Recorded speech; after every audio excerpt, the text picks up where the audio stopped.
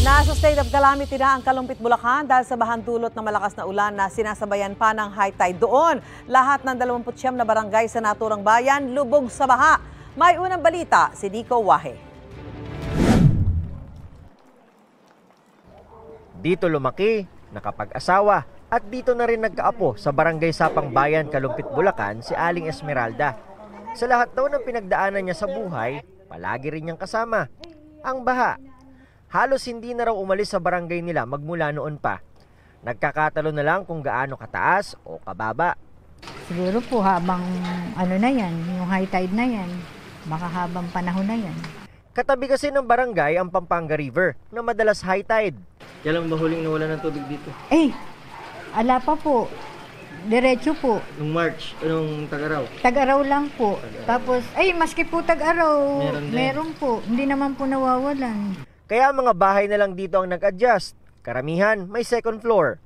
Marami rin sa mga residente may kanya-kanyang bangka. Kapag wala namang bangka, ganitong salbabida ang meron sila. Ay, lalabas natin. Ito ang salbabida ni Nanay Esmeralda.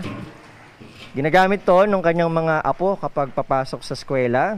Ito, nilalagyan nila ng bangkito at may palanggana sa butas ng mismong gulong na salbabida para dito sila uupo at makapasok sa eskwela. Ang iba naman, sirang ref ang gamit. Halos araw-araw po, high tide ang nangyayari po sa amin dito.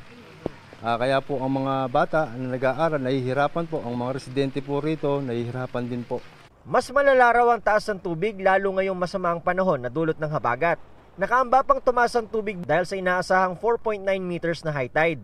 4 na sunod-sunod na araw yung ganyang kataas at dahil nga tila forever ang tubig dito, 100 ektaryang sakahang lupa ang hindi na napapakinabangan.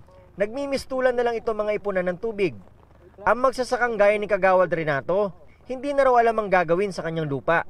1 dekada na kami hindi nakakapagsaka. Dahil sa pagkakakuhan, pumapasok agad ang alat.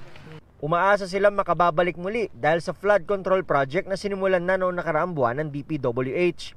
Pag yan po ay nagawa, unti-unti na pong mababawasan ang high tide dito. Isa lang ang barangay Sapang Bayan sa 29 na barangay sa Kalumpit, Bulacan na lubog sa baha ngayon. Kaya ang lokal na pamahalaan nagdeklara na ng state of calamity. Handang-handa naman po kami kung ano man po yung disaster po na aming naranasan sa ngayon. Yung mga dati pong hindi nilulubog, ngayon po ay nilulubog na din. Lalo higit yung mga subdivision po. Halos wala nang labasan yung tubig. Mahigit 40,500 na pamilya na ang apektado.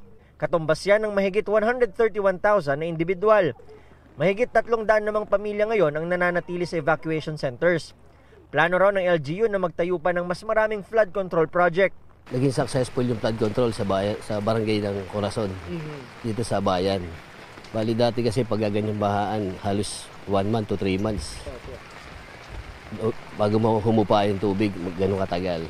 Noong ginawa yung flood control doon, na-testing na, approve siya, bali ngayon, bali 1 to 3 days lang. Ito ang unang balita, Nico Wahe, para sa GMA Integrated News.